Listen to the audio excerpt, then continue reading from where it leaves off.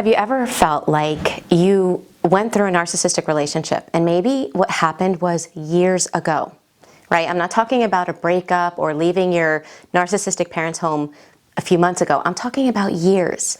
And yet, even though it happened so long ago, it's almost like you are stuck staring at what happened to you. In fact, it can seem like your brain is pushing pause, rewind, play, rewind, play over and over and over again. So sometimes it's like you just wake up and your body feels an emotion. Maybe it's feeling anger from the past. Maybe it's depression from everything you've gone through. And your body and mind are always communicating. So you're feeling these emotions. You're like, well, why? Why am I feeling this? And your brain kicks on and it's like, oh, let me remind you. Let me remind you of everything you've gone through. So you're focusing again on the narcissist and everything that happened. And what does this do? It fuels the emotion that came up in your body, and you're like spinning round and round between the reasons as to why you're feeling what you're feeling and the emotions that just keep coming up in your body. And you want to stop, right? You want to kind of close the door to the past. You want to live in the present and create your future, but it's almost like your brain won't let you. Anyone that's feeling that and anyone that's undergone that, first thing I want to say is do not blame yourself. This isn't about shaming yourself for where you are or where you're not on your healing journey. It's about helping you to understand why this is taking place. Because honestly, when I didn't understand complex PTSD, it's hard to work through something that doesn't make sense to you. It's hard to work through something that you don't fully understand. And that's why I'm making this video. I want you guys to understand the CPTSD part that keeps us stuck. With that in mind, let's get started. For those that don't know me, my name is Michelle. I'm a life and relationship coach. I'm also the founder of the Thriver School of Transformation, which is a monthly membership where we meet live on Zoom weekly and we work through the side effects of CPTSD together. Okay, so here's the link for anyone that would like to check it out. So let's start understanding what's going on with the brain after narcissistic abuse, okay?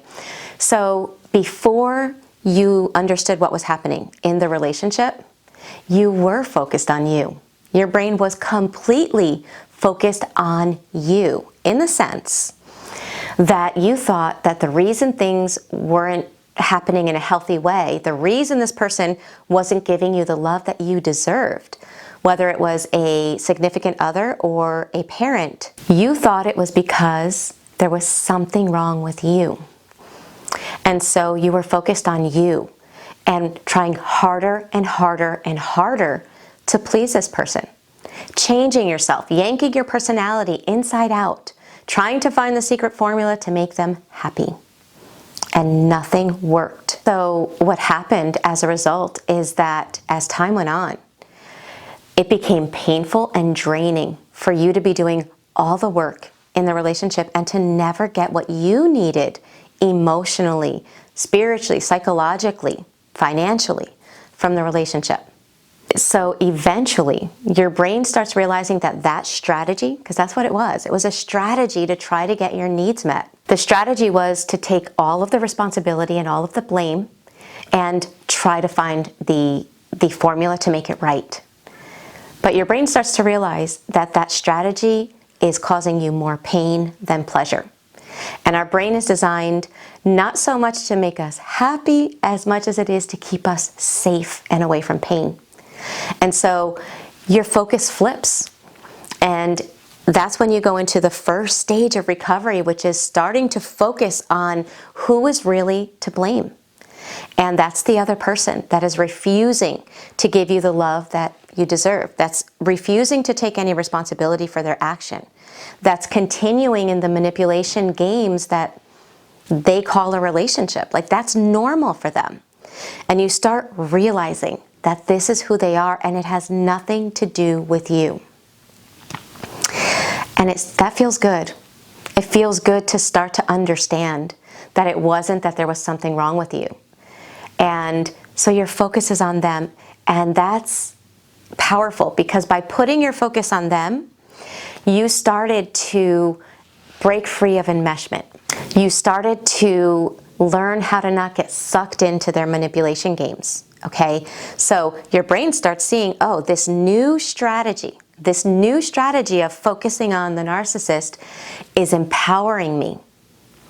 And it is, because before focusing on the narcissist, you were stuck in emotions like shame and guilt, disempowering, vulnerable emotions. But anger has more energy than shame and guilt, and it can cause you to take action. So this strategy that the brain is now shifting into was a positive thing, because it's due to that strategy that you were probably able to make some really hard decisions and stand behind them, okay? That anger, that focus on them kept you grounded, and it kept you from getting sucked back into that trauma bond, and you were able to start doing things differently. Many maybe even left the toxic environment. Again, whether it was a toxic family dynamics with parents or siblings or a significant other. But now you're out, and this is the part that I'm really talking about today. Suddenly you're out of all of that, and you're still stuck, and your mind is still replaying the trauma. And because of that, yes, it has kept you out of the toxic environment, but it has also prevented you from moving forward. Let me know in the comments below if this resonates with you. And again, the reason this is taking place is because of what happens in the brain due to narcissistic abuse, due to emotional trauma, for whatever reason. The brain rewires as a result of trauma. So now the brain views this strategy of staring at the other person as a positive. Okay, it creates a positive paired association.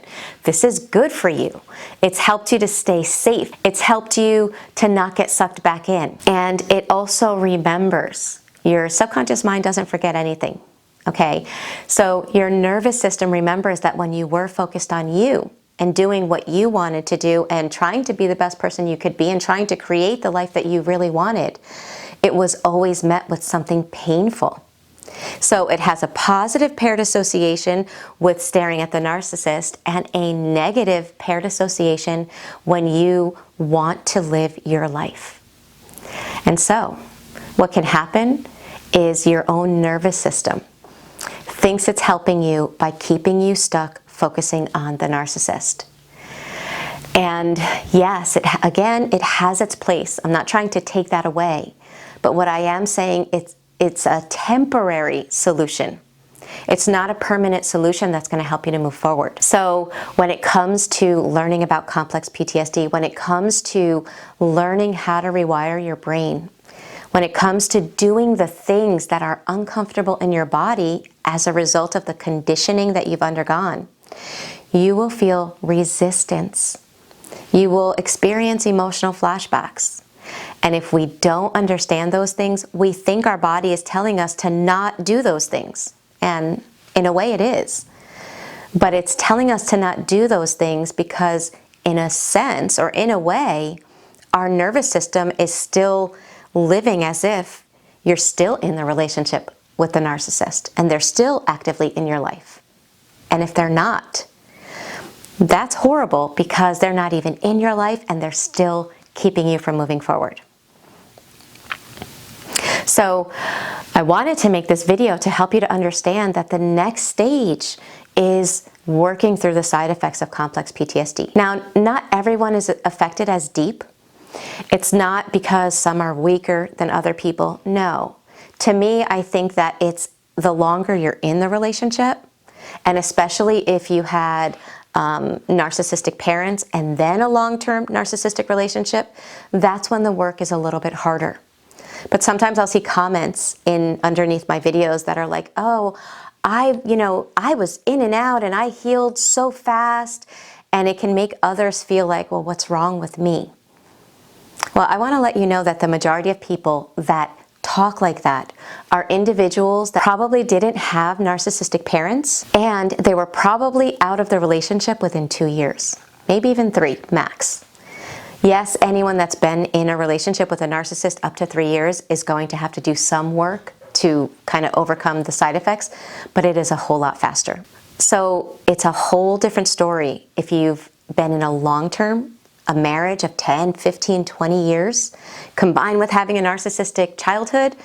That's going to take a little bit more time, so don't compare yourself to anybody on the healing journey.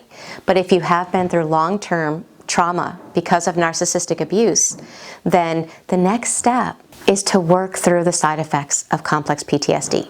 And it takes time, but you don't have to do it alone.